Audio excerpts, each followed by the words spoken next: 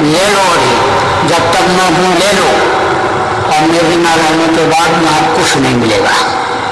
उन्होंने कहा मेरे रहने के बाद, मेरे न रहने के बाद यहाँ कुछ नहीं मिलेगा। तो अब आप उस बात को समझ लो कि वही हाल हो रहा है, वही हाल हो रहा है। दया वहाँ से हट गई।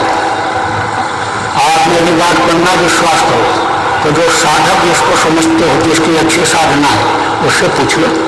दया तो वह कुछ नहीं, दया कुछ नहीं। हमसे लोगों ने कहा कि आप को लोग वहाँ नहीं चाहते, जो कब्जा करके बैठ गए हैं ये नहीं चाहते हैं कि आपके जान का खतरा है, वह मर जाओ। लेकिन लोगों को तो ये कहो कि लोग जाया करें, लोग वहाँ जाया करें। तो मैंने कहा भाई उनको जाने के लिए मैं क्या कहूँ। अब तो वो हो गया ठूठ प्यारे। ठूठ प्यार किसको कहते हैं? ठूठ प्यार जानते हो? नीचे जड़ में जान रहती है, हरा रहता है, तना भी उसका हरा रहता है, लेकिन टहनियाँ उसकी सूखी हुई रहती है, पत्ती एक भी नहीं रहती है, उसमें फल नहीं लगता है। पेड़ तो हरा रहता है, कायम तो रहता है, लेकिन उसमें फल नहीं लगता है, फल नहीं लगता है, क्योंकि पत्ती बन नहीं पाती है तो फल नहीं लगता है। अब कुछ दिन अगर बरसात नहीं हुई तो वो भी सूख जाता है, और बरसात अगर हो गई तो फिर उसी में से टहनी निकल जाती है, फिर पेड़ में से टहनी निकल जाती है और उसमें पत्ती बन जाती है और फल लग जाता है, फल लग जाता है। तो जब जहाँ दया नहीं है तो वहाँ हम भेजेंगे तो क्या फल मिलेगा? गुरु महाराज की अगर दया की बरसात कभी हुई तो पेड़ में से टहनियाँ हरी निकलेंगी और उसमें फल लगेगा, फल लगेगा तब तो वो फलदायी होगा। तो मैं क्या कहूँ, मैं लोगों से क्या कहूँ? अब आप इस बात को समझ लो, इस बात को समझ लो कि असली संख्या तो चली गई, असली संख्या, और डपोर संख्या रह गई, क्योंकि जो कब्जा कर लिए उनको कोई संत मत तो मालूम नहीं है कि संत मत क्या होता है, संत मत क्या होता है, संतों की दया कैसे ली जाती है। कभी दया लिया नहीं, 4 दिन के बच्चे को पगड़ी बांध करके और मांट बना दिया, मठाधीश बना दिया, जो कभी साधना नहीं किया, जो दया दुआ लेना नहीं, गाड़ी चला देने से ही कोई संत हो जाता है। गाड़ी चला लेगा, वो गुरु की गाड़ी चला लेगा, सदगुरु की गाड़ी चला लेगा और वो संत हो जाएगा। तो संत बना दिया, महाराज बना दिया, तो उससे दया दुआ के लिए हम आपको क्या भेजें? हम क्या कहें, हम क्या बताएं आपको? इस चीज को आप समझो ठीक से। असली संख्या चली गई, असली संख्या, असली संख्या क्या है, भक्तों संख्या क्या है ये बता दें। एक महात्मा जी के पास पहुंचा एक गरीब आदमी, तो प्रार्थना किया। हालांकि छोटी चीज नहीं मांगना चाहिए संतों से, संतों के पास बहुत कुछ होता है, बड़ी चीज मांगना चाहिए। अब आप इस बात को समझो कि दुनिया की एक एक चीज को आप मांगते हो, और अगर दुनिया बनाने वाले को मांग लो तो एक एक चीज मांगना पड़ेगा, एक एक चीज नहीं मांगना पड़ेगा, फिर तो वो अपने आप सारी चीजें दे देगा। दुनिया बनाने वाला जब आपका हो जाएगा तो दुनिया की सारी चीजें आपकी हो जाएंगी, उसको अपना बनाने की जरूरत होती है, अपना बनाने की। लेकिन ये है कि एकदम से पहुंचते ही कोई विद्वान नहीं बन पाता। स्कूल में बच्चा पहुंचते ही एमए पीएचडी नहीं कर लेता है तो उसको अज्ञानता रहती है। तो अज्ञानता में उसने कहा महाराज धन चाहिए, मैं बहुत गरीब हूँ, रोटी की बड़ी दिक्कत महाराज, हमको धन मिल जाए, धन दे दो। तो एक दिन लगा रहा, तो धन ऐसे कोई चीज हमें संत सदगुरु ऐसे निकाल करके नहीं देते हैं, जो महात्मा होते हैं ऐसे हाथ से निकाल करके नहीं देते, दया करते हैं। अब वो दया के घाट पर जब बैठ जाते हैं लोग तो नहीं जाता है। जो दया के घाट पर विश्वास के साथ बैठ जाएगा उसको जल्दी मिल जाएगा, और उसमें अगर उठाव रहेगा, उसमें शंका रहेगी, आगे पीछे होता रहेगा, तो वो चीज़ मिलती तो है लेकिन देर में मिलती है। कम बेस हो जाती है, और जिसको विश्वास हो गया उसको तो तुरंत मिल जाता है, तुरंत मिल जाता है। आप देखो इतने लोग बैठे, अगर विश्वास नहीं होता तो गुरु के ऊपर तो कोई यहाँ आता। गुरु महाराज को विश्वास और गुरु महाराज ने लोगों को दिया और देते हैं दुनिया की जो चीजें, और जो भगवान का मिलने का रास्ता बताया उस रास्ते पर जो चलती हैं उनको वो भी लाभ मिलता है। तो महात्मा जी ने कहा ठीक है। तो उन्होंने कहा अच्छा बच्चा, यह है हमारी संख्या। संख्या जानते हो, शंख बजाते हैं, गुरु करके बजाते हैं मंदिरों में। तो कहे कि ये ले जाओ, और जब तुमको कोई चीज की जरूरत होगी तो इससे मांगोगे, पैसा मांगोगे तो ये दे देगा। तो वो लेकर के गया। तो उसको रास्ते में भूख लगी तो कहा चलो हलवाई की दुकान पर और वहीं मांग लेंगे पैसा और मिठाई खरीद करके खा लेंगे। तो महात्मा जी ने बता दिया था कि तुम ऐसे थोड़ा सा लिपाई कर देना पानी से, और फिर करके उसको और हाथ जोड़ करके मांगना कि संख्या हमको इतना दे दो, तो वो दे देगी। तो वो गया लेप लाप करके और बैठा हाथ जोड़ करके और कहा कि संख्या महाराज हमको एक आना पैसा दे दो। सस्ते का जमाना था, तो एक आना पैसा उसने दे दिया, निकाल दिया घर से एक आना। फिर उसके बाद मिठाई ले लिया, मिठाई ले लिया, खाया, एक आने का तो जन्म ले लिया। तो वो हलवाई ने सोचा भाई बड़े काम की चीज़ है, तो लाओ देखें कि दोबारा भी ये देती है कि नहीं देती है। तो उसने कहा आज में से ये कुछ घर के लिए दे लेते जाओ मिठाई। तो बोले कि हाँ तो दे दो। तो बोले तो पैसे का आदमी संख्या से मांग लेती है। तो संख्या से मांगा, कहा एक आना पैसा और दे दो। तो उसने एक आना और दे दिया। तो बोला कि जो है हलवाई बोला भाई इसके पास तो सभी लोग की प्रयास है पूरा नोट छापने का एक तरह से। तो उसकी मेहनत हो गई खराब। तो कहा महाराज आप नहीं रुको, यहीं पर रुक जाओ, आज हमको सेवा का मौका दे दो, आप बहुत अच्छे आदमी हो। तो रोक लिया और रोक करके खिलाया पिलाया, आराम करवाया, और रात को संख्या दिया बदल दिया। वो उसमें संख्या रख लिया, असली संख्या, और उसको जो है दूसरी संख्या उसके पास रख दिया, दे दिया उसकी झोली में। और वो जब घर पर गया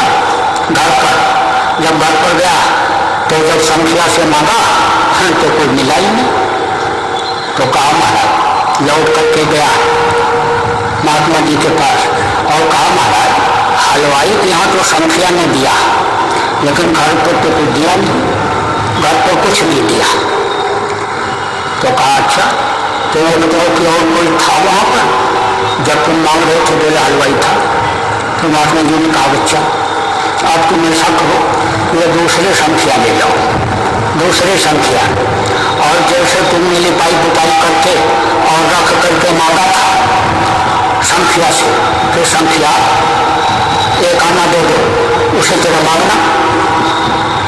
तो दूसरे दी हुई महात्मा जी की संख्या उसे हलवाई की दुकान पर जब लेकर के जा रखा और मांगा, कहा संख्या एक आना दे दो। तो आवाज निकली कि 2 आना ले लो। तो कहा अच्छा 2 आना दे दो। तो कहा कि अच्छा 4 आना ले लो।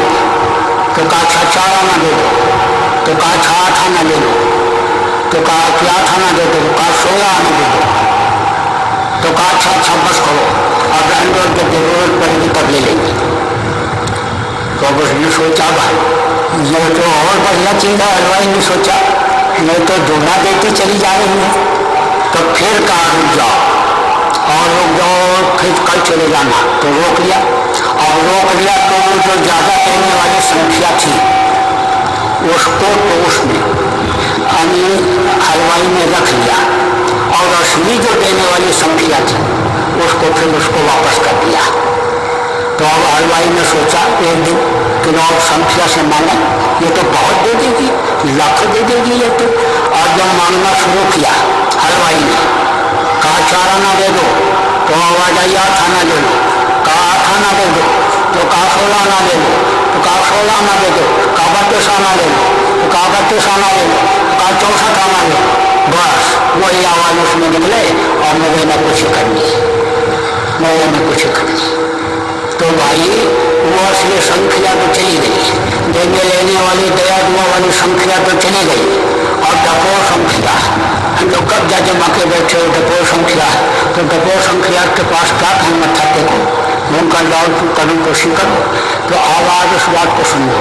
गुरु महाराज ने अभी बहुत मेहनत किया और गुरु महाराज ने इतने जीवों का उद्धार किया कि जितने जीव आज तक इस धरती पर जितने भी महात्मा संत आए नहीं अपनाए थे, नहीं अपनाए, नहीं धोए, नहीं साफ किए। अंतरात्मा की सफाई लोगों ने किया। जन्म जन्मांतर की गंदगी कौन साफ करता है? सदगुरु साफ करते हैं। कपड़े की धुलाई आप कर लेते हो, आप गाड़ी घोड़ा की धुलाई कर लेते हो साबुन से, लेकिन अंतरात्मा की धुलाई सदगुरु करते हैं। दो दिया वो मर जाएगा, चादर लीजिए धोए, चादर लीजिए धोए भाई लोग बहुत पुरानी, और सर सदगुरु के घाट पर जाने में अंतरात्मा को धोया, साफ किया, बाहर से लोगों की मदद किया। कारण चार पदार्थ कर्तव्य थे, अर्थ धर्म काम मोक्ष सब संतों के पास हुआ करता है, सब संतों के पास होता है। लेने वाला होना चाहिए, पात्र ऐसा बन जाना चाहिए कि जिससे हमको मिल जाए। तो आप समझो कि बाहर से भी लोगों में संपन्नता आई। ऐसे ऐसे लोग आए जिनके पैर में जूतियां नहीं रहती थी, मोटर कार पर चल, मोटर कार पर।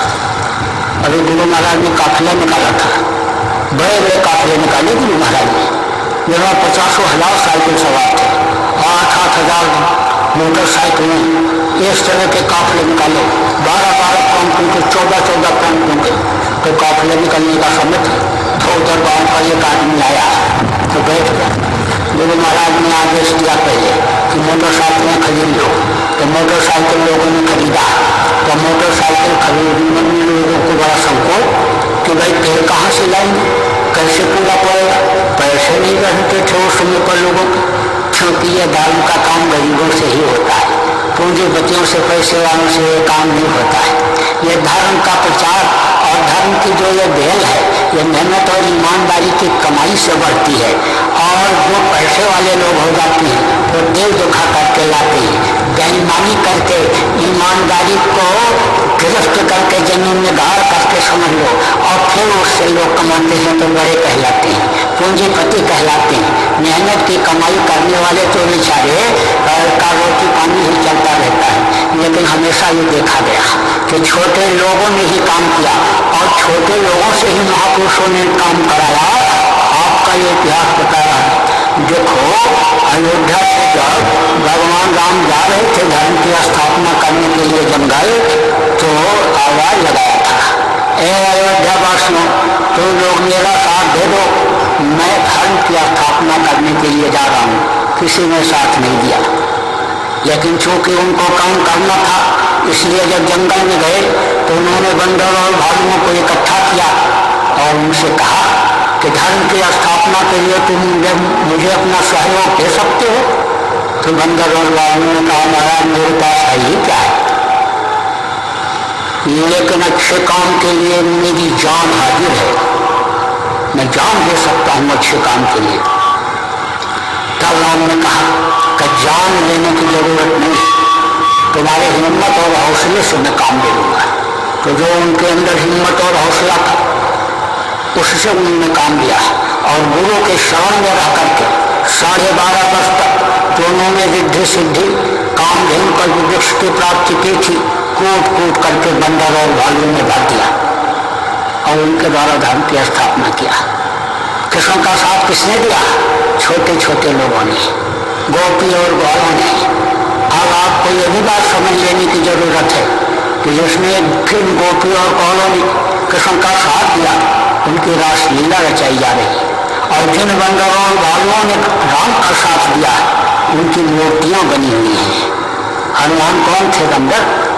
हनुमान का नाम ले लो, कहते बंदर का नाम ले लो, प्रातः काल उठ करके बंदर का नाम ले लो तो खाना नहीं मिलेगा। लेकिन पत्थर के ऊपर भी आज तेल और सिंदूर लगा करके लोग रास्ते में रख दे रहे, तो वहाँ भी हनुमान के नाम पर फूल पत्ती प्रसाद चढ़ने लगता है। तो गुरु महाराज ने सबसे पहले गरीबों को पकड़ा, छोटे लोगों को पकड़ा, क्योंकि उनकी मेहनत और मेहनत ईमानदारी की कमाई में बरकत होती है। वो कमाई जहाँ भी लगती है वहाँ कामयाबी मिलती है। वो मेहनत का जो कमाई का होता है उसमें से दूध निकलता है, और ये जो ठूस करके मार करके लाई हुई कमाई होती है उसमें से खून निकलता है। एक महात्मा के चेला था एक किसान, और एक थे राजा। राजा की इच्छा थी कि महात्मा जी हमारे घर पर रुकें, और उसकी इच्छा थी कि हमारे घर पर रुकें। दोनों अनिल महात्मा के शिष्य थे, तो राजा की इच्छाओं को माननी पड़ी महात्मा को। लेकिन राजा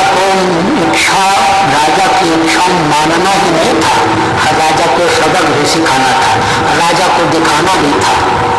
तो महात्मा जी ने कहा कि जाओ रोटी बना करके ले आओ किसान से।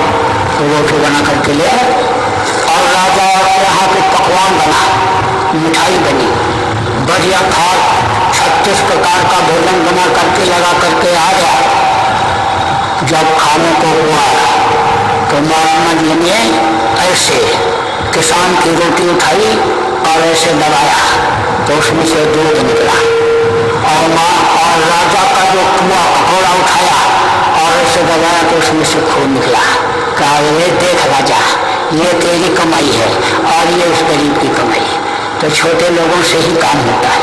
तो छोटा आदमी था, आया मेरे पास, अच्छा तुम छोटे छोटे लोगों ने मोटरसाइकिलें खरीदी, और फिर उधर मोटरसाइकिलों से लोग गए, और तुमने कितना हिम्मत किया उस समय पर। कहा मेरा जेवर गिरने रख दो और गुरु के आदेश पर मोटरसाइकिल खरीद करके काफिले में चले जाओ। तो काफिले में लोग गए, मोटरसाइकिल खरीद करके गिरने रख कर, अब जो लौट करके आई इतनी बरकत हुई, लौट करके जब आई इतनी बरकत हुई कि मोटरसाइकिल का कर्जा भी अदा कर दी और पेट्रोल के लिए भी पैसा आने लग गया, पेट्रोल के लिए भी। अब आप इस बात को समझो कि ऐसी बरकत होती। यही आपके नोएडा का एक आदमी, एक सत्संगी नौकरी छोड़ के चले गए, भले काफिले में जा रहे हैं। तो उसने कहा कि देखो अब दोबारा मत आना मेरे पास, नौकरी छोड़ कर तो तुम जा रहे हो लेकिन आना मत दोबारा। कहा ठीक है नहीं आएंगे। नौकरी छोड़ करके चला गया। जब लौट करके आया 4-6 दिन बीत गया, तब उसके मालिक ने संदेशा भेजा, कहा कि बुलाया और बुला करके पूछा तू आया तो नहीं काम कर। तो कहे साहब आप ही ने कहा था दोबारा मत आना। अरे बोले चल काम कर, चल काम कर। क्या देखा तूने, कहाँ गया और क्या बताया तेरे बाबा ने? जब सब बातें बताई तब कहा चल काम कर। 2 दिन के बाद कहा अपना पिछला तनख्वाह मिलेगी, अपना तनख्वाह। ऐसे दया होती है, ऐसे आपको विश्वास तो होना चाहिए, गुरु के ऊपर दया का विश्वास तो होना चाहिए। तो अब आप इस बात को समझो कि लोगों ने मोटरसाइकिल खरीदी। मोटरसाइकिल खरीदने के बाद अनिल दोबारा फिर जब गुरु महाराज ने काफिला में लाया तब बोले बच्चा गाड़ियाँ खरीद लो, गाड़ियाँ। और लोगों के सामने फिर वही समस्या कैसे फिर समस्या होगी, लेकिन किसी तरह से लोगों ने खरीदा। तो एक आदमी आया मेरे पास, तो मैं कुछ काम अपना कर रहा था लिखा पढ़ी का, तो आया मेरे पास बैठ गया। तो कहा कि मेरी गाड़ी पर बाबा जी को बैठा दो। तो उन्होंने कहा भाई इस समय तो तबीयत खराब चल रही है, इसमें तबीयत खराब चल रही है, इस समय तो गाड़ी पर बैठ नहीं रहे हैं बाबा जी। तो बोला मैं बैठा दो, बड़ी मेहनत से लाया हूँ गाड़ी, ये पानी खरीद पाने की औकात नहीं थी, लेकिन किसी तरह से गुरु महाराज को दया हो गई तो खरीद लिया। तब वो बताने लगा, कहा कि मैं बहुत पहले गरीब था, 8 किलोमीटर बताया मजदूरी करने के लिए पैदल जाता था, और कपड़े नहीं, जूता चप्पल नहीं खरीद पाता था, बड़ी दिक्कत थी, मजदूरी में पूरा नहीं पड़ता था। लेकिन गुरु महाराज के पास जब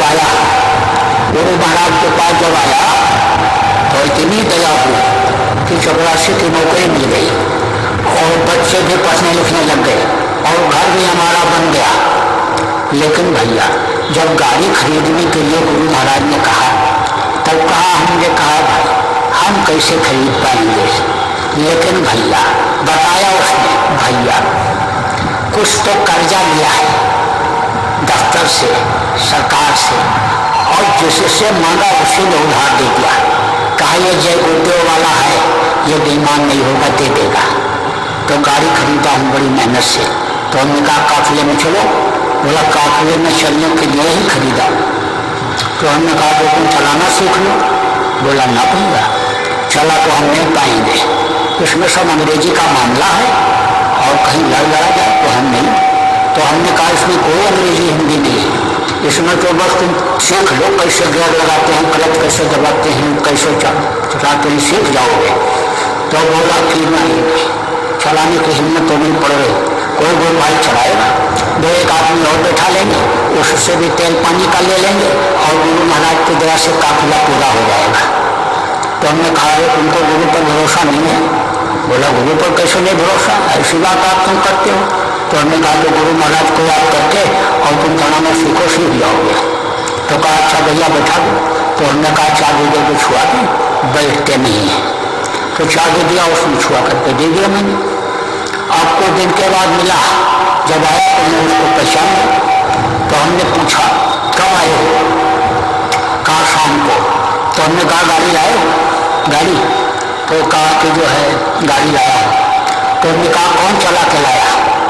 तब हंसा, कहा चला के तो हमें लाए। तो हमने कहा तुम चला लेने लगे? तो उसको ये बात याद थी, बोला भैया चला लेने लगे। तो हमने कहा तो तुम्हारी इज्जत बन गई होगी, कदर बढ़ गई होगी। तब फिर हंसा, कहा भैया पहले जब ससुराल जाते थे पहले, तब लोग कहते थे जय गुरुदेव आए हैं, जय गुरुदेव आए हैं, जय गुरुदेव आए हैं। और अब जब मैं गाड़ी से गया उतरा तो वही लोग पैर छूने लगे, फूफा जय गुरुदेव, फूफा जय। तो हमने कहा कदर तो तुम्हारी बढ़ गई, अब तुम दफ्तर में भी जाते होगे अपनी गाड़ी से? बोला नहीं भैया, दफ्तर में नहीं जाता हूँ। तब कहाँ जाते हो? कहा प्रचार प्रसार में कभी कभी जाता हूँ। तो हमने कहा दफ्तर में क्यों नहीं जाते? बोले दफ्तर में इसलिए नहीं जाता हूँ कि हमारे साहब को देख करके नाराजगी होती है अंदर अंदर, क्योंकि वो स्कूटर से आते और मैं गाड़ी से जाता हूँ तो उनको खराब लगता है। तो हमने कहा ये तो बात ठीक है। अब आपको ये बात इसलिए सुनाया कि छोटे आदमियों को गुरु महाराज मोटर कार पर बैठा दिया।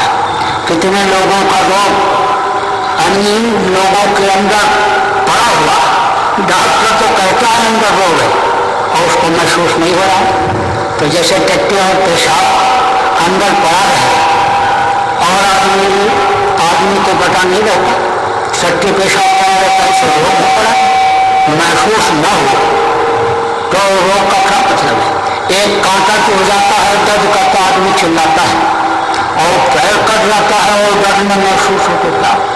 तो आवाज उस बात को समझो कि ऐसे ऐसे कि 16-17 साल ब्लड कैंसर के रोगी और चलते फिरते रहे, काम करते रहे और जब उनका समय पूरा हुआ तभी मैंने शरीर छोड़ा। ऐसे ऐसे बुरे लोग कि जो कोर्ट में गोली मार करके निकल जाते थे, जिनके हाथ में असलहे बंदूक हुआ करते थे, गुरु महाराज ने वाला पकड़ा दिया। संतों का काम क्या होता है? बुरे लोगों को सुधार लाना, बुरे लोगों को अच्छा बनाना संतों का काम नहीं हुआ करता। देखो अंगुलमाल और वाल्मीकि जैसे बापू को महात्मा ने साधु बना दिया तो कितने लोगों ने अन्य बुराइयां छोड़ दी और कितने लोग अन्य भजन भाव भक्ति में लग गए।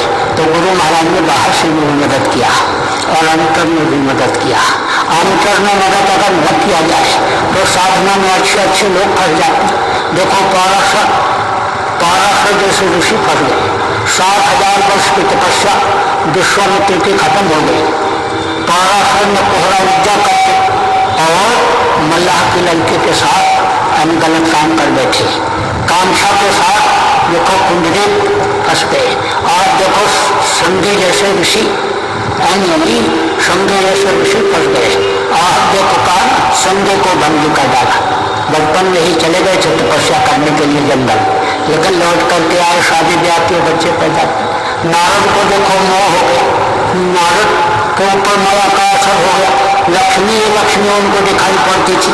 और देखो नैनी ऋषि जैसे ऋषि फंस गए, अप्सरा के साथ ब्याह कर बैठे तो संगी को बंदी कर डाला। नारद के पीछे कोई को पूछा, योग करत गोरख को लूटा और नंदी को लूटा, अच्छे अच्छे लोग फंस गए, बाबा के लोग में फंस जाते हैं। यह औरतें कहाँ फंसती हैं?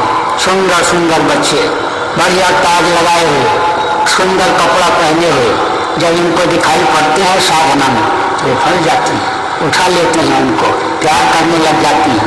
जब आँख खोलती हैं वही बच्चे दिखाई पड़ते हैं तो वो तो यहाँ रहते नहीं, अपने बच्चों से इतना प्रेम हो जाता है कि उसी में फंस जाते हैं, उसी में पूजा पाठ उनका खत्म हो जाता है। आज इस बात को समझो कि मोह और लोभ अगर इनका खत्म हो जाए तो इनको और कोई दिक्कत नहीं है, जाने की कोई दिक्कत नहीं, लेकिन अब फंस जाती। पहले इनको कोई अधिकार ही नहीं था साधना करने का, एक धर्म एक व्रत नेमा और काल वचन मन पद को प्रेमा, पति की सेवा करके पार हो जाती थी। लेकिन कलयुग में इनको भी अधिकार देना पड़ा संतों को। क्यों? क्योंकि पति इस वक्त पर कलयुग में अपने लिए ही नहीं कर पा रहा पार होने का, तो इनको क्या पार करेगा? इसलिए संत को दया और उनको भी अधिकार दे दिया।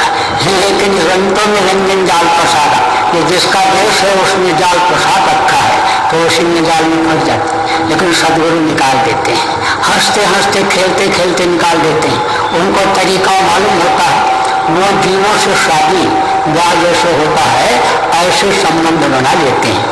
तो जैसे किसी पुरुष के साथ उसकी औरत कहीं नहीं जाए तो कोई रोक टोक नहीं होती है, ऐसे सदगुरु का आना जाना 24 घंटे लोगों में से होता है, ऊपरी लोगों में से सब देश का रहता है, तो उनके साथ लग करके वो चली जाती है, फिर कोई रोक टोक नहीं होता है। तो बड़ा तरीका इनका निराला और बड़ा दयावान और बड़ा सॉफ्ट जिसको कहते हो, वो तरीका जीवों को पार करने का संतों का हुआ करता है। तो कितने जीवों को गुरु महाराज ने सुमृत लोक से पार कर दिया। अब वो इस दुख के संसार में दुख झेलने के लिए आने वाले नहीं है, क्योंकि यह है दुखों का संसार। यहाँ कोई सुखी है? कोई सुखी नहीं, न राजा को शांति न रैयत को शांति, न पूंजी बच्चे को ही नींद आ रही है। अब आप ये बात समझो कि जिसके पास नहीं है वो तो रो ही रहा है कि मेरे पास धन हो जाता तो मैं भी खुश हो जाता, खुशहाली आ जाती मेरे हाथ। लेकिन जिसके पास ज़्यादा धन है, रुपया पैसा ज़्यादा है, ऐसे सेठ लोगों को नींद नहीं आती, 2-2 बजे नींद की गोली खाते हैं, तब नींद आती है, कंप्यूटर पीटते रहते हैं, कहाँ कैसे सेट करें धन को, चोर न ले जाएं, डकैत न ले जाएं, इनकम टैक्स वाले सेल टैक्स वाले न ले जाएं, उसी में फंसे रहते हैं, फुर्सत रहती है। अब आज उस बात को समझो कि जिसके बच्चा नहीं है, बच्चे के लिए आदमी औरत कुछ भी करने को तैयार है, लेकिन जिनके 4 लड़के हैं, कहो दादाजी आप तो बड़े भाग्यशाली हो, आपके 4 लड़के 4 बहू खूब सेवा करते होंगे।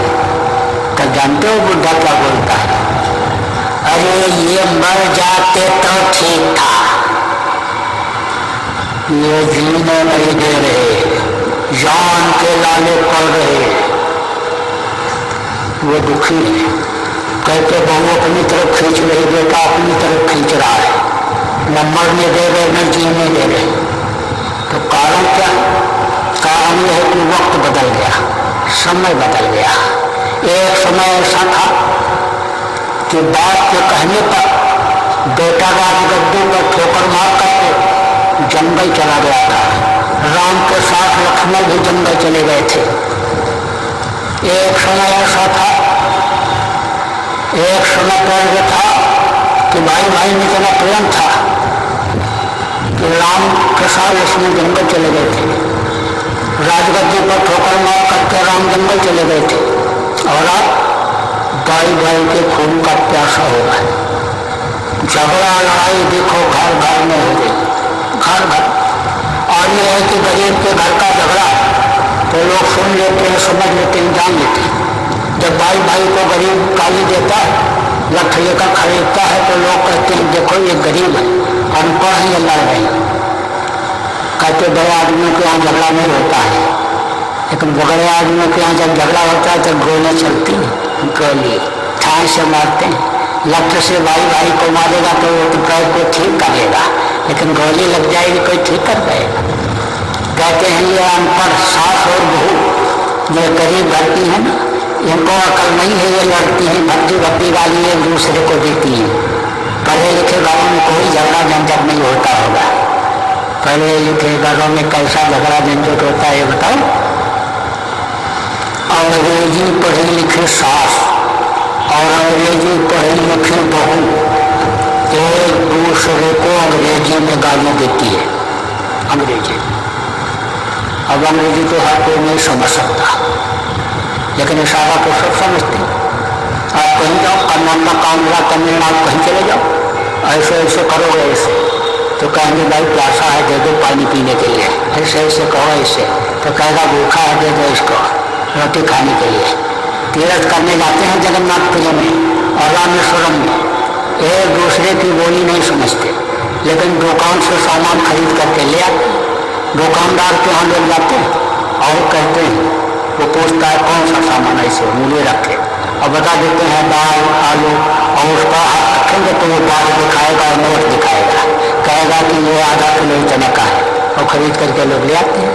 तो इशारा तो लोग समझते हैं। अब अंग्रेजी जो नहीं पढ़े उसको क्या पता कि क्या बोल रहे हैं क्या कह रहे हैं। अंग्रेजों का समझ था।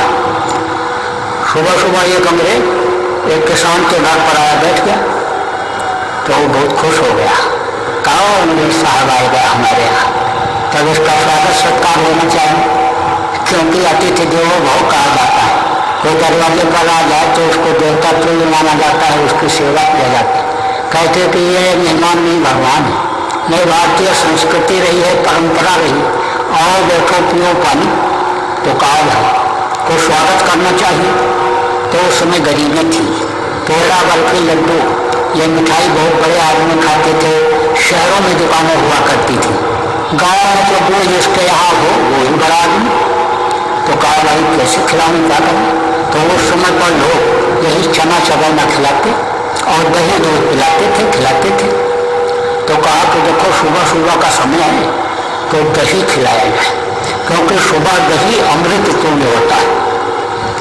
जैसा सुबह खीरा हीरा और दोपहर खीरा खीरा और शाम को खीरा पीला, शाम को नहीं खाना चाहिए। सुबह मूली मूल है, मूल माने अमृत होता है। सुबह मूली और मूली का पत्ता खाओ, थोड़ा सा पत्ता जरूर खाना चाहिए। पत्ता नहीं खाओगे तो मूली गलेगी नहीं। जैसे पेट में पड़ी हुई चीज को पपीता गलाता है, जैसे इलायची अनी केले को गलाती है, जैसे आलू की सब्जी की गरिष्ठता को अजवाइन खत्म करती है, जैसे उड़द की दाल को दही मट्ठा छाछ उसके खराब असर को कब्जियत को खत्म करता है, ऐसे यानी दही सुबह यानी मूली जो है सुबह पैदा करती है। मूली सुबह के समय, सुबह मूली मूल है और मूली दोपहर में मूली और शाम को मूली सोली। तो मूली जल्दी गलती नहीं, लेकिन पत्ता खा लो तो मूली नहीं जाती। पत्ता जरूर खानी चाहिए, कितनी गैस की बीमारी हो, और सुबह थोड़ा सा टुकड़ा मूली का और मूली का पत्ता आप खा लो तो वो समझ लो गैस को दिन में खत्म हो जाएगा। तो जैसे मोने फायदा करता है, सुबह मोने ऐसे ही सुबह दही फायदा करता है और शाम को दूध। काना दिनांतरे पिबेत दुग्धम, दिनांतरे पिबेत दुग्धम और निशांतरे पिबेत बलि और भोजनांतरे पिबेत तक्कम तेरे स्वास्थ्यवर्धकम। शाम को तो दूध पीते, भोजन के थोड़ी देर बाद सोने से पहले एक बार दूध पी लो तो हजम कर देगा, बढ़िया पेट साफ कर देगा। और सुबह को पानी पी करके शौच के लिए जाओ तो पेट साफ कर देगा। और दोपहर में खाने के बाद छाछ मट्ठा तक्कर करते हैं, मट्ठा का तक्कर संकर से दुर्लभम, शक्कर से दुर्लभम, इंद्र को भी दुर्लभ है। तक्कर बहुत फायदा करता है मट्ठा। ये चीजें पहले लोग बताते थे, महात्माओं के पास संतों के पास या लोग जाते थे तो सब बताते थे। हर महीने का अलग अलग होता है भोजन और क्या चीज फायदा करता क्या करता। चैत्र गुड़ बैसाख तेल, जेठ में से आषाढ़ में खेल, सावन भादो भादो चीज, कुआर मास कुल खाओ दुख, कार्तिक मूली अगहन तेल, पूछे करो दूध से मेल, माघ मास भी खाते खाए और फागुन उठकर प्राप्त है, ये चने फायदा करते, चैत में गुड़ फायदा करते, चौथे गुड़ बैसाख का बेल होता है, चौदहों में मई जमा हो जाता है तो गैस वगैरह बनने लगती है। और बैसाख जेठ का महीना, बैसाख में तेल खा लोगे, तेल उसका सर्वे बना के पिए, एकदम पेट साफ, ये एकदम बिल्कुल पक्के केले की तरह से लेटिन आने लगेगी ये एकदम से। और कभी जब उस तरह की लेटिन आवे टट्टी आवे तो समझो आदमी स्वस्थ है। आजकल तो बड़ा मुश्किल, मिलावटी चीजें मिलने लग गई, गंदी गंदी चीज़ों को लोगों ने मिला दिया, मिलावटी चीजें बाजार में मिलने लग गई, तो इसलिए लोगों का पेट खराब होने लगा।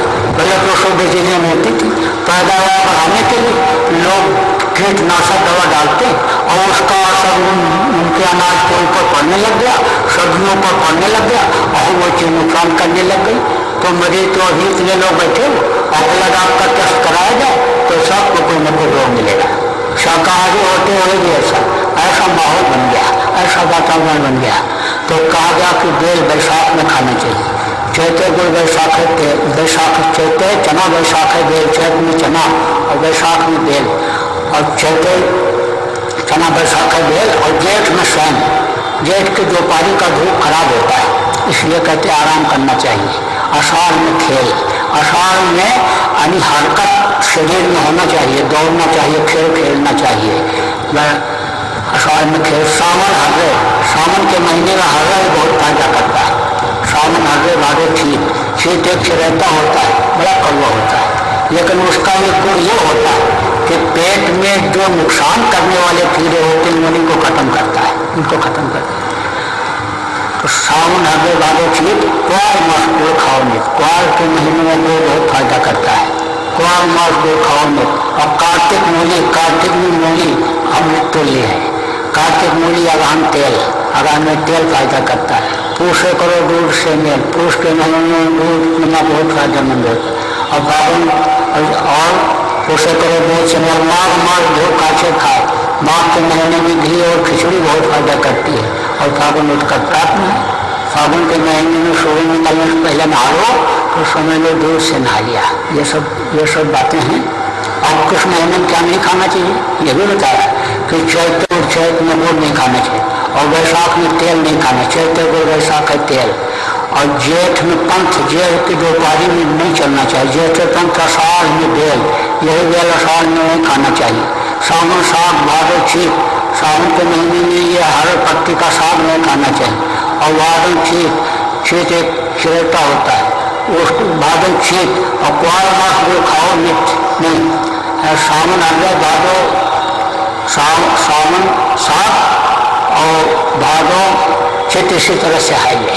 तो अब आगे समझो कि यानी भादो सावन में साग और भादो दही, और क्वार करेला कार्तिक महीने, क्वार में करेला नुकसान करता है। और कार्तिक के महीने में यानी ये मट्ठा ये भी नुकसान करता है, ठंडी गर्मी का असर रहता है, वो नहीं लेना चाहिए। और पूषा धना, माघ में धनिया नुकसान करता, पूषा धना, पूष में औरतों से दूर रहना चाहिए, वो बच्चे अच्छे नहीं होते हैं पूष के, पूषा धना। और आगुन में चना नहीं खाना चाहिए, ये चीज़ें नहीं खानी चाहिए। तो अब आप इस बात को समझो, ये चीज़ें सब कहाँ इसका अगर आदमी आचरण करे तो तमाम चीज़ें ऐसी, ये जड़ी बूटियाँ तमाम समझो इन्हीं पार्कों में लगी हैं, जंगलों में लगी हैं, लेकिन लोगों को मालूम नहीं, और वो उतना लोग करना भी नहीं चाहते, एक कड़वी चीज मुँह में रखना नहीं चाहते, वो तो बस कैप्सूल मुँह में डाले पानी के लिए अंदर चला गया।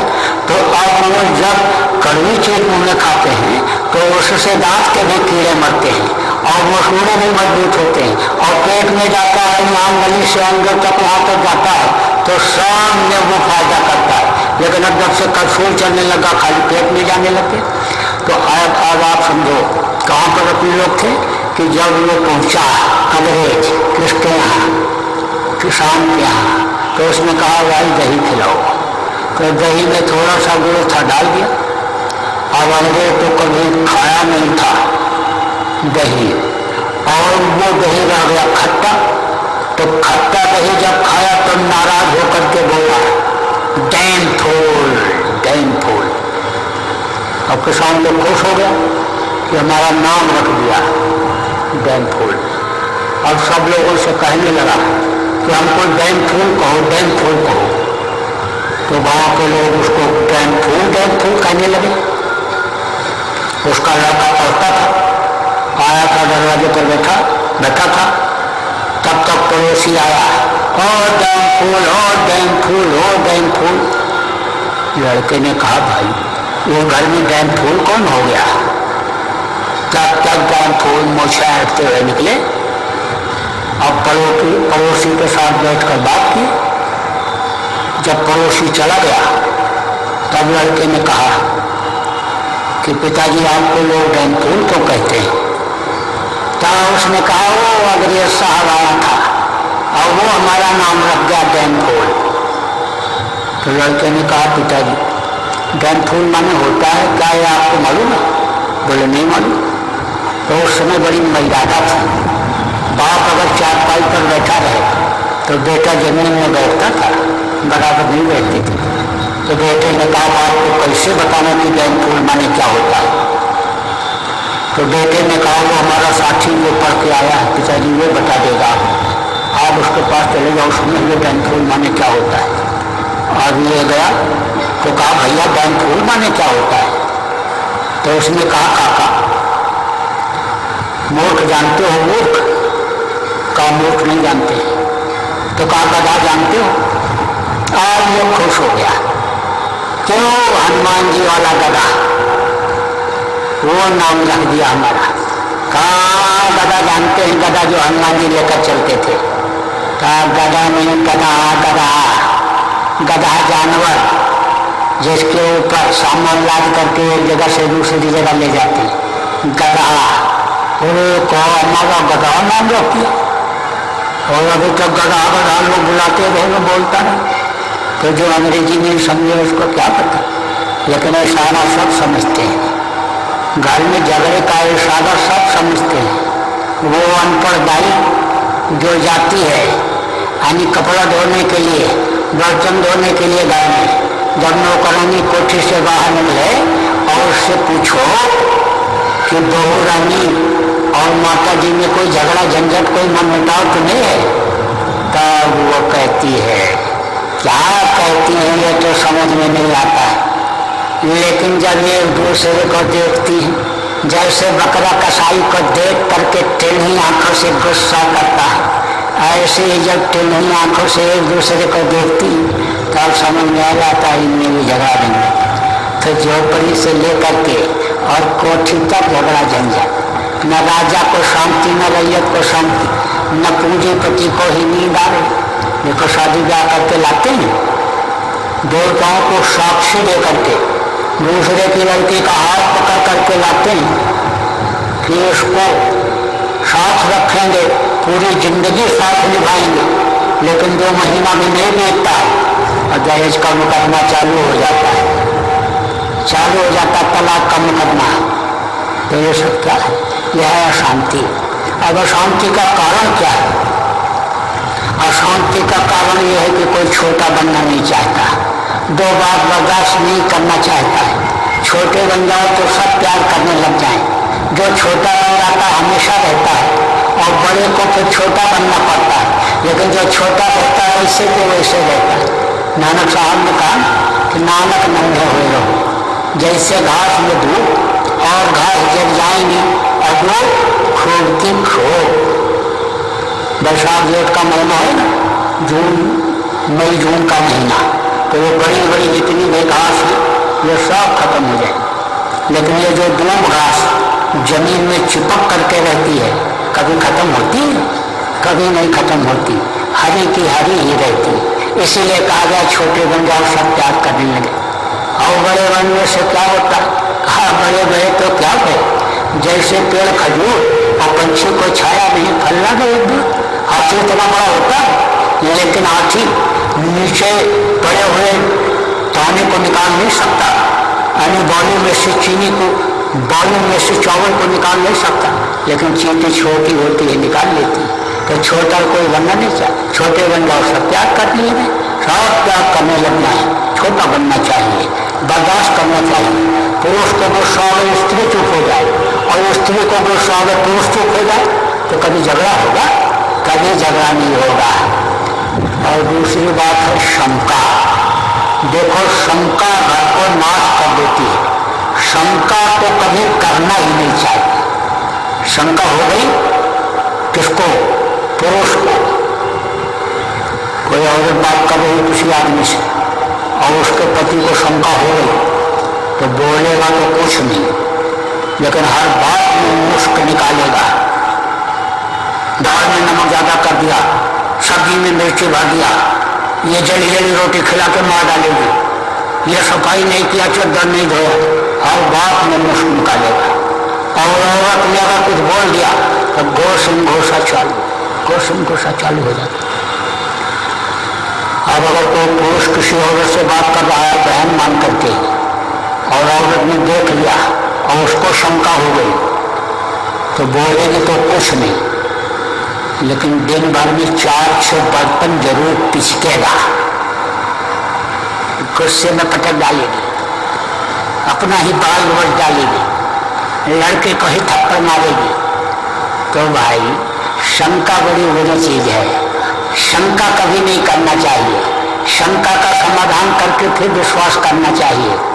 तो ये होगा दुखों का संसार, न राजा को शांति, न रैयत को शांति, न पूंजीपति को हिमन मारे। लेकिन इस शंकालु देश से, शांति के देश से जो निकल गए और वो वापस इधर आने वाले नहीं, इस कचरे में फंसने वाले नहीं। तो ये पार होने का रास्ता गुरु महाराज लोगों को बताते रहे, रास्ते पर चलाते रहे, कितने लोगों को पार कर दिया। अब आप जो गुरु महाराज के भक्त हो, आप अगर ये काम कर ले गए तो आपका भी काम हो जाएगा। क्या काम करना है?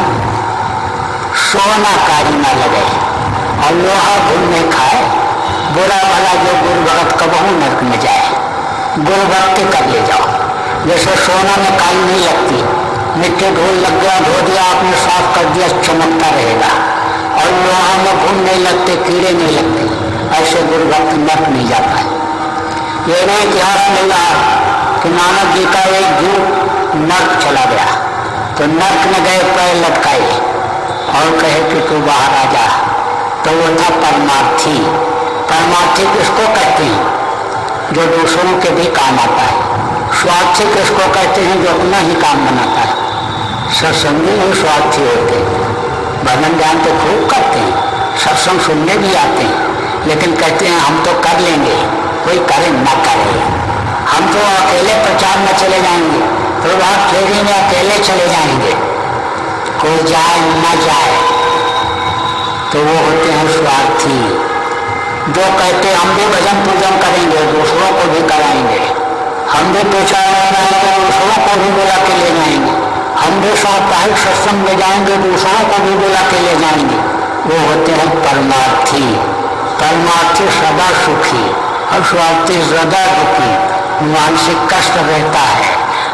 तो आप जो था परमार्थी, तो उसने नर्क के जितने भी जीव थे सब के लिए आवाज लगा दिया कि तुम लोग एक दूसरे के पैर का अंगूठा पकड़ो और मेरा अंगूठा पकड़ो, मैं गुरु जी का अंगूठा पकड़ने जा रहा हूँ, निकल चलो, मौका अच्छा। तो नानक जी ने कहा तू ये क्या कर रहा है? तब उसने कहा आप जैसे समर्थ संत नर्क में आए और इन जीवों का उद्धार नहीं हुआ तो उनको कौन पार करेगा, इसलिए मेरे साथ आप इनको भी दया करो। नानक जाए अंगूठा बोला और सब जीवन का किया निवेरा। यह भी इतिहास मिलता है कि नर्क के जीवों को पार कर दिया था नानक जी ने। तो गुरु भक्ति कर ले जाओ। और गुरु भक्ति कहते किसको है? आदेश के पालन को गुरु भक्ति कहते हैं। तो गुरु महाराज ने क्या आदेश दिया था कि 1 घंटा सुबह शाम सब लोग भजन करो। गुरु महाराज ने आदेश दिया था कि शाकाहारी का प्रचार करो। गुरु महाराज ने ये कहा था कि नए लोगों को नामदान दिलाओ, उनको भजन कराओ। गाथा हम लोगों के आचार विचार आहार व्यवहार को सही करो, कुछ परमार्थी काम करो, कुछ दूसरों के लिए करो, तो इस काम में आप सब लोग लगो। और देखो आगे का समय बहुत भयंकर और बहुत खराब आ रहा है। कर्मों की सजा लोगों को मिलेगी, कर्मों की सजा से कोई बच नहीं सकता है, कर्मों की सजा मिलती ही मिलती है। तो अगर आपके बच्चों के कर्म खराब हो गए, अगर आप उनको प्रचार प्रसार में नहीं लगाए, अगर उनको सत्संग सुना करके विचार भावनाओं का उनको नहीं बदले, उनको अगर आपने भजन नहीं कराया और दुनियादारों जैसा व्यवहार वो भी करते रहे, तो उनको भी कर्मों की सजा मिलेगी, परिवार वालों को भी मिलेगी।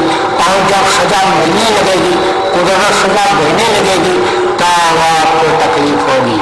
पड़ोसी भी बोलेंगे बड़े जय गुरुदेव वाले थे, और देखो भैंस मर गई और बैल मर गया, और देखो लड़का बीमार हो गया और बहू मर गई, तब आपका भी मन खराब हो जाएगा। कहोगे गुरु महाराज ने हमारी मदद नहीं किया, गुरु महाराज ने हमारी सहायता नहीं किया।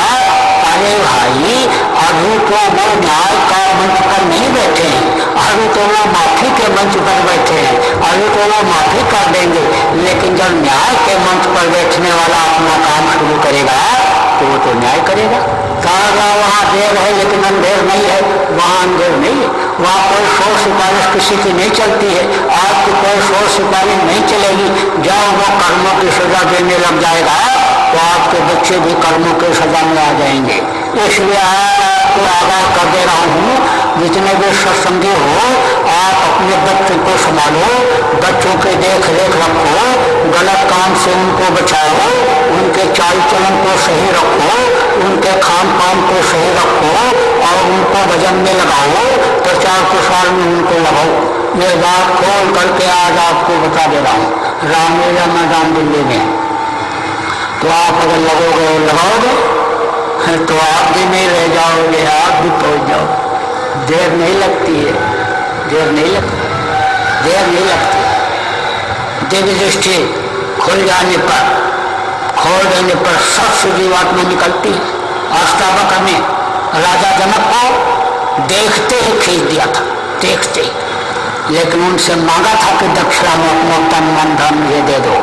जब तन मन धन उन्होंने दे दिया और उनका मन इधर उधर भगने लग गया, कहा कि मेरा मकान चला गया और मेरा सब खजाने का माल चला गया, ये सब ऋषि का हो गया, मेरे बीवी बच्चे भी नहीं रहे, वो सब ऋषि के हो गए, कुछ नहीं रहा मेरा, तो मैंने तन मन धन सब दे दिया।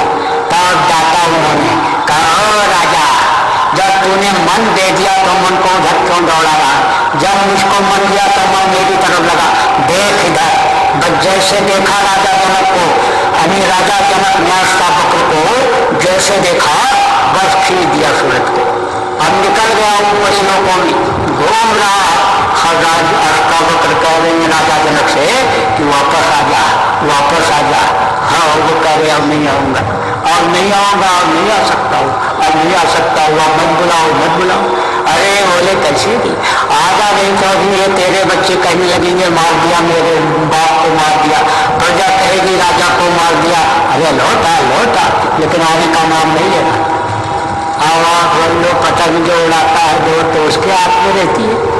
जैसे ही तवज्जो ढीला दिया फिर आ गया राजा, इधर उधर से देख रहा है कहाँ थे कहाँ पहुँच गए। तब अष्टावक्र ने कहा, राजा जा, अब तू भजन भी कर, राज भी चला, तेरा तन मन धन तुझको प्रसाद रूप में वापस करता हूँ। देर नहीं लगती है, सोच से निकलती है ये, लेकिन कोशिश तो होनी चाहिए।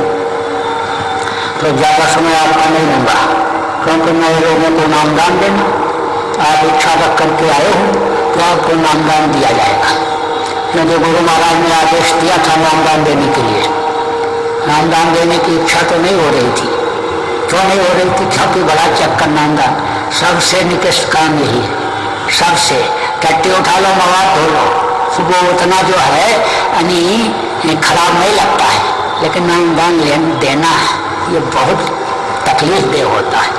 नामदान देना ये आसान काम नहीं है, लेकिन जब गुरु की दया हो जाए और गुरु की का आदेश हो जाए, गुरुद्वारा शीर्ष पर हाथ सोच मन काहे को करे, तब मनोबल बढ़ जाता है क्योंकि वो संभाल करते हैं, गुरु संभाल करते हैं।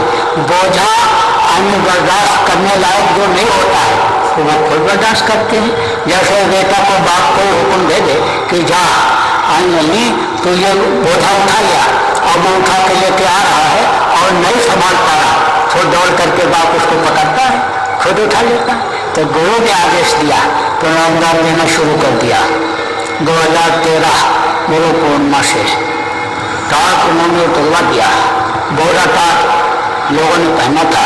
गोर क्लब पर भी गुरु महाराज के कार्यक्रम पर बोरा टाट हम लोग पहन करके आए थे, अलफी पहन करके आए, पैर में घड़ी बांध कर, पैर में घड़ी पैर में बांधे और चप्पल पहन करके आए। किसकी? टायर की। टायर ये जो होता है ये गाड़ी का टायर, उसकी चप्पल और अर्थी और नीचे हम लोगों ने और कुछ नहीं। यहाँ दिल्ली में आए थे, गुरु महाराज ने बुलाया, फिर उसके बाद में टाट पहनना शुरू कर दिए। जब से लोगों की लगाए टाट की तो बराबर लगाए ही रहे, लेकिन गुरु महाराज ने कहा उतार दो। जब नामदान देने को हुआ तो ये कपड़ा पहन लिया और उसको पहन करके नामदान देना शुरू कर दिया।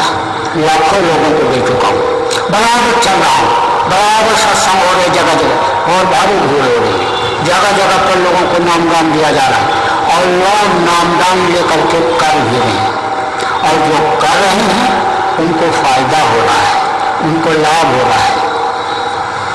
साधक जो साधना करता वो बतलाता है कि साधना में ऐसे चढ़ाई किया, ऊपर गए, बस वो भीमकाय शरीर, लंबा तरंगा आदमी आ गया, कटोरा जैसी आंखें, और कहा तू यहाँ कैसे आ गया, तेरी कैसे हिम्मत पड़ी, कहाँ जाएगा? आगे जाऊंगा। बोला नहीं, आगे नहीं जाने पाओगे।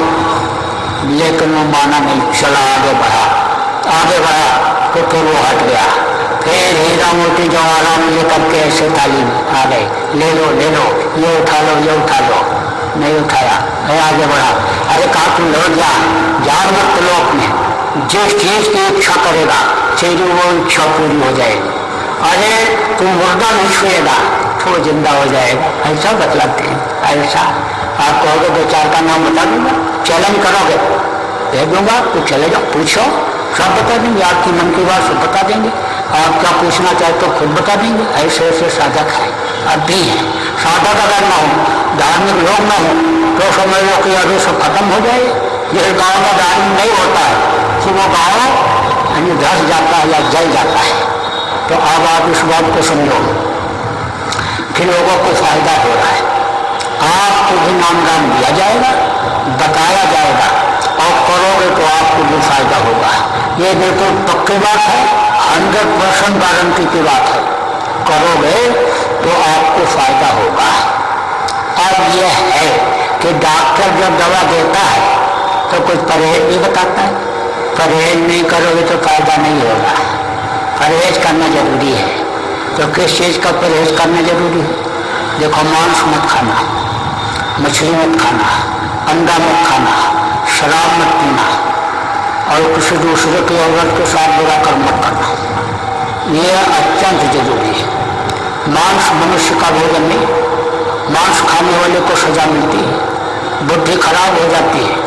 कहा जो गए काटे और का अपना रहा कटाए, और साहब के दरबार में बदला कहीं न जाए, और बदला कहीं नहीं जाता है, देना पड़ेगा आपको। इसलिए दूसरे का गला मत काटो, मांस मत खाना। देखो, जो जानवरों को मारता है, काटता है और लाता है, और जो बनाता है और जो खाता है, सबको बराबर पाप लगता है। इसलिए पाप अब नहीं होना चाहिए। पाप का बोझा कोई ढो नहीं सकता, पाप समुद्र में भी नहीं समाता। का नावला कर सके, का न सिंधु समाए, और का न पावक दे सके, काल का ही न खाए। तो का पुत्र नावला कर सके, पाप न सिंधु समाए। तो हर समुद्र में नहीं समाता है। पाप अब नहीं होना चाहिए, घर में नहीं आना चाहिए। मांस मत खाना। रावण जैसा जो ज्ञान बलवान देखो, मांस खाया, शराब किया, और दूसरे की औरत को बुरा नजर देखा, सर्वनाश हो गया। मांस मत खाना। देखो, रूहों पर रहम करो, दया करो। ये सब रूहें जो हैं वो सब उसी की अंश हैं, ये उसी के गुण हैं। मछली गंदी चीज है, तालाब की सफाई के लिए बनाई गई। खकार के ठोक दो, मछली खा जाएगी। तालाब में टट्टी करने के बाद होने के लिए जाओ, टुकड़ा गिरेगा, मछली खा जाएगी। तो गाय बहती आ गई, तो शोर बकर के आ गया नदी तालाब में, और मछली ने उसको खाया और उसको आप खाए, तो आप बच पाए? किसी जानवर के मांस खाने से बच पाए? इसलिए मछली मत खाना। अंडा क्या है? ये माता मासिक धर्म होती है, तो खराब खून इकट्ठा हो जाता है तो बच्चा बन जाता है। मुर्गियां का खराब खून और उनका कट्टी पेशाब का खराब हिस्सा इकट्ठा हो जाता है तो अंडा बन जाता है। और मुर्गी खाती क्या है? गंदी चीजों को खाती है मुर्गी।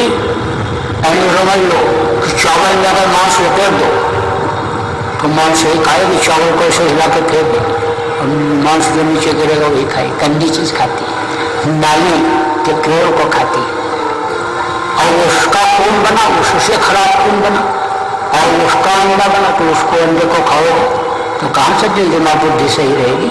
खून में गर्मी आएगी तो माँ बहन बहू बेटी की पहचान रहेगी। तो जब माँ बहन बहू बेटी की पहचान खत्म हो जाती है तब क्या होता है? सर्वनाश होता है। महाभारत में क्या हुआ? ज्यादा छुरी सेना क्यों खत्म हुई? 56 करोड़ यदुवंशी क्यों खत्म हुए? माँ बहन बहू बेटी की पहचान आँख से खत्म हो गई थी। इसलिए अंडा मत खाना, अंडा बड़ी खराब चीज है। और शराब में तो है 1000 बुराई। शराबी कभी होश में रहता है। शराब पी करके आया, बहन का हाथ पकड़ लेता, चाची का हाथ पकड़ लेता, बुआ का हाथ पकड़ लेता, शराबी होश में नहीं रहता है। शराब पिए हुए खड़ा था, अकबर बादशाह की सवारी जा रही थी, अकबर बादशाह की बैठे हुए थे हाथी पर। शराबी ने देखा, जब डांटा अकबर बादशाह को, रोक हाथी रोक, बेचेगा? उन्होंने कहा भाई इतना बड़ा सौदागर कौन आ गया मेरी हाथी खरीदने वाला? सिपाहियों ने देखा तो समझ गए कि ये शराब पिए हुए, तो इसकी जान बचाना चाहिए, नहीं कहीं राजा का हुक्म ना हो जाए कत्ल कर दो। तो पकड़ करके ले गए, बंद कर दिया कमरे। जब सुबह हुआ अकबर बादशाह ने उसको बुलाया, उससे कहा कि मेरी हाथी खरीदेगा? जब हाथ जोड़ा, रोया, गिड़गिड़ाया, कहा जान बख्शो। वो हाथी खरीदने वाले रात को ही चले गए। वो नहीं रहे, वो चले गए तो होश में नहीं रहता, मदहोश हो जाता है। तो ऐसा काम क्यों करने का? शराब मत। इधर है ना कहावत, भांग मांगे भूंगड़ा, भांग मांगे भूंगड़ा। भूंगड़ा माने चना होता है। भांग खाते तो आया नशे में है तो बुना हुआ चना खिला दो तो उसका नशा उतर जाएगा। और गांजा मांगे घी, कोई गांजा पी करके आ गया और उसका नशा उतारना है, थोड़ा घी पिला दो। और दारू मांगे खूसड़ा। खूसड़ा किसको कहते हैं? सूखा जूता। सूखा जूता मारो, दो एक जड़ोगे जैसे तैसे नशा उतर जाएगा। तो भाई जूता खाने वाला काम क्यों करो? आज ही संकल्प बना लो। देखो संकल्प बना लोगे तो छूट जाएगा। 2 चीज का संकल्प बनाना, एक तो शराबी का साथ मत करना, नहीं तो संग का दोष होता है। बात खास और मिश्री एक भाव दिखाए, संगत ही गुड़ होते संगत ही गुड़ जाए। साथ करना ऐसा होता है, बस वो पी पिला दे तो उसका साथ मत करना। अच्छे लोगों के पास उठो बैठो, आप संकल्प बना लो पिएंगे नहीं। और अगर ना मनवाना तो ये हमारे गुरु महाराज की तस्वीर लगी हुई, इनको याद कर लेना। ये दया करेंगे छूट जाएगा, दया करने से छूटता है। तो दया हो जाएगी, आपके ऊपर दया हो जाएगी, आपका छूट जाएगा। लेकिन संकल्प तो बनाओ तो शराब मत पीना। और मेहनत और ईमानदारी की कमाई पर करना भरोसा। मेहनत और ईमानदारी की कमाई में बरकत है, सुख है और शांति है। देखो दिल्ली वासियों, मार के लाओगे तो कोई मार के ले जाएगा, लूट के लाओगे लूट के ले जाएगा, दिल दुखा के लाओगे दिल दुखा करके चले जाएगा। जो आप दिल दुखाते हो ना, मांगते हो लाओ लाओ लाओ लाओ, पैसा मांगते हो, रिश्वत मांगते हो, सब वो सब चला जाएगा आपका। लड़के नालायक निकल जाएंगे, फिर लंगड़े पैदा होंगे, कोई अपाहिज पैदा होंगे, टांगते रहो, इलाज टांग करके इलाज कराते रहो, अस्पताल का चक्कर लगाते रहो, मगर दिन में कहीं फंस जाओगे, कहीं छापा पड़ जाएगा, सब चला जाएगा, कहीं यही कानून बन जाए। अब बना ही हुआ है कि आमदनी से ज्यादा पैसा अगर किसी के पास हो गया, तलाशी में मिल गया तो अंदर जेल चले जाओ। तो ऐसा काम क्यों करते हो? अरे हमारा तो काम यह है कि हम आपको समझाने और बताने, हम तो सही बात बोलेंगे, आपको बुरा भले लगे, लेकिन थोड़ा अगर किसी को हो गया और उसका ऑपरेशन अगर नहीं किया गया, मलहम उस पर लगाते रहे तो मासूर बन जाता है, मासूर बन जाता है। और अगर थोड़े को काट दिया, उसमें दवा भर दिया तो फिर मासूर नहीं बनता है। तो हमको तो थोड़े का ऑपरेशन करना है। आपका दिल दिमाग जो उधर की तरफ चला गया, मानवता जो आपकी खत्म हो गई और आपने रिश्वत लेने का, झूठ बोलने का, बेईमानी करने का, गलत लोगों को गलत केस में फंसाने का, ये सब जो आपने धंधा खोल लिया, कारखाना खोल लिया, जो आपने व्यापार कर लिया, इसको तो हमको आपको समझा करके खत्म करना है। हमारा काम क्या है?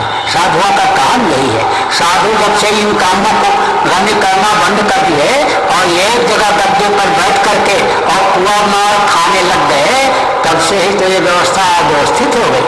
गृहस्थों का दिया हुआ अन्न खाते, इनको तो एक जगह बैठना ही नहीं चाहिए।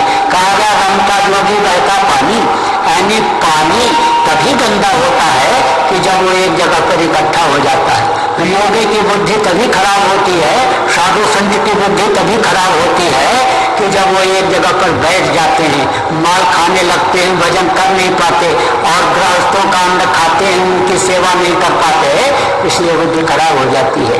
तो हमारा तो काम यह है कि हम आपको समझाना है। दूसरों के लिए कहा गया कि ये पैदा होते हैं, आते हैं, बनाए जाते हैं, तो हमको तो आपको समझाना है। तो आप मेहनत और ईमानदारी की कमाई पर भरोसा करना, मेहनत और ईमानदारी की कमाई पर आपको नामदान दिया जाएगा, नामदान दिया जाएगा। अब आप समझो कि जिसका नाम होता है, उसका रूप होता है, उसका स्थान होता है और उसकी आवाज होती है। जैसे आपका कोई है दोस्त, मोहन नाम है, और मोहन आया आपके दरवाजे पर, आप कमरे में बैठे हो और कोई आदमी गया आपको बताया कि जयपुर से आपका दोस्त आया है, तो आज दुश्मनी मस्जिद है, इसको पाक साफ रखो। ये बात लोगों तक आपको जोर शोर से पहुंचाना है। और गौ माता के जान बचाने का जो ये अभियान चल रहा है, इसको बराबर चलाते रहना है। ये कोई मेरा अभियान नहीं है, ये गुरु महाराज का अभियान है। अभी तो मेरा कोई काम शुरू ही नहीं हुआ, अभी तो मैं गुरु महाराज का ही मिशन पूरा करने में लगा हूँ। जिस काम को वो छोड़ करके गए, उसी को अगर हम पूरा कर दें तो फिर कोई काम करने की जरूरत ही नहीं रहेगी। फिर तो इस धरा पर ही सतयुग उतर आएगा। 1973 में गुरु महाराज ने हरिद्वार में महामानव यज्ञ किया था।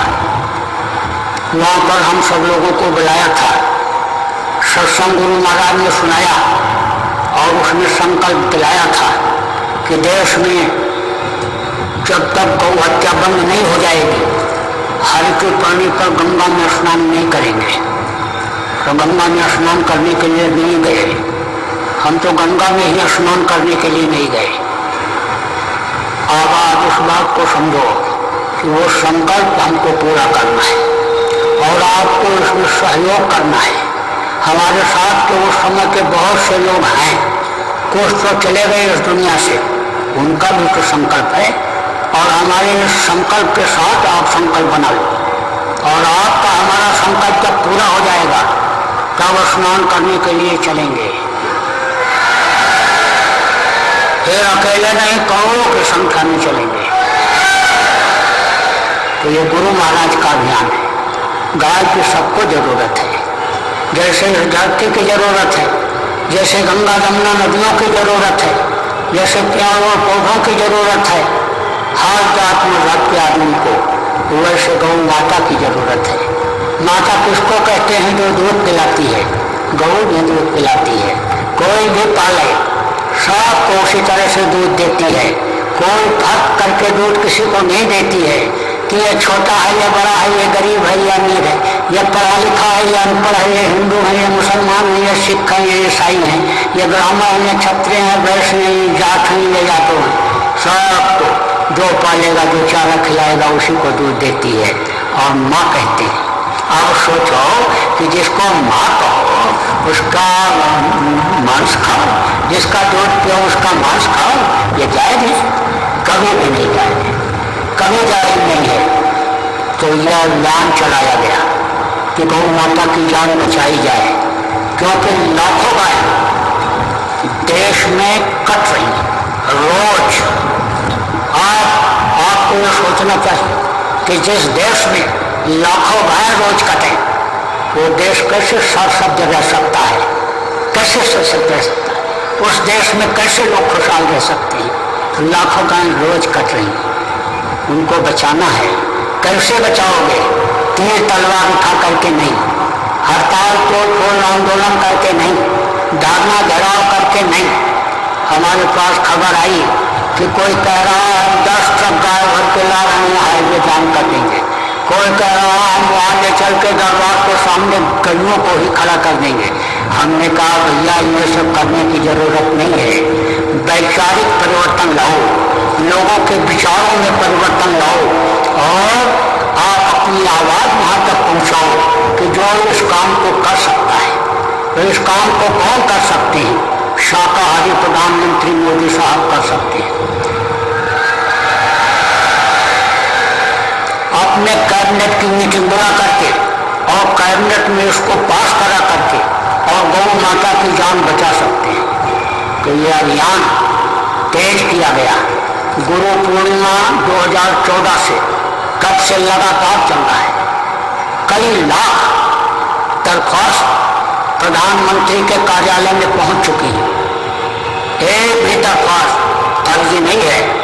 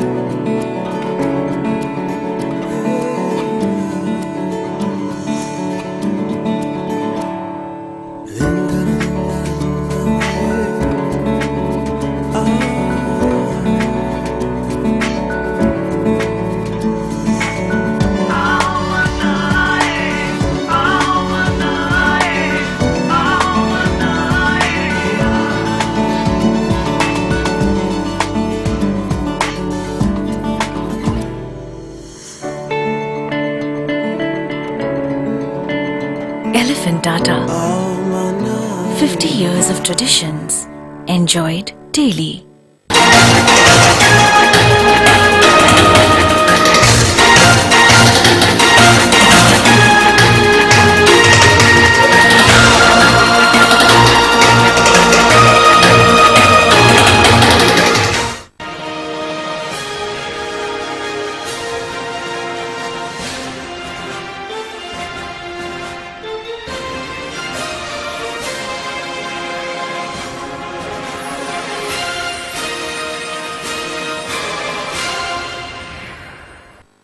नमस्कार, समाचार टाइम 24 में आपका स्वागत है। मैं हूं चंदन झा। उमर खालिद वही शख्स है जिसने जेएनयू कैंपस में देश विरोधी नारे लगाए, पाकिस्तान जिंदाबाद बोला, कश्मीर की आजादी के नारे लगाए और हद तो तब हो गई जब उसने अफजल गुरु जैसे आतंकवादियों को शहीद बताया। आखिर अफजल गुरु से इस उमर खालिद को इतना प्रेम क्यों है? अफजल गुरु वही है जो संसद हमले का मुख्य आरोपी था। भारत के संविधान और कानून कानून ने उसे 13 साल का मौका दिया कि अपने आप को निर्दोष साबित करे, लेकिन वह एक आतंकवादी था। इस वजह से कोर्ट ने उसे फांसी की सजा सुनाई। इस फांसी की सजा के बावजूद भी 9 फरवरी को जेएनयू कैंपस में उमर खालिद ने अफजल गुरु को अपना हीरो बताया। अभी तक दिल्ली पुलिस गिरफ्तार नहीं कर पाई है उमर खालिद को। दिल्ली पुलिस किस राजनीतिक दबाव में काम कर रही है, बताना मुश्किल है।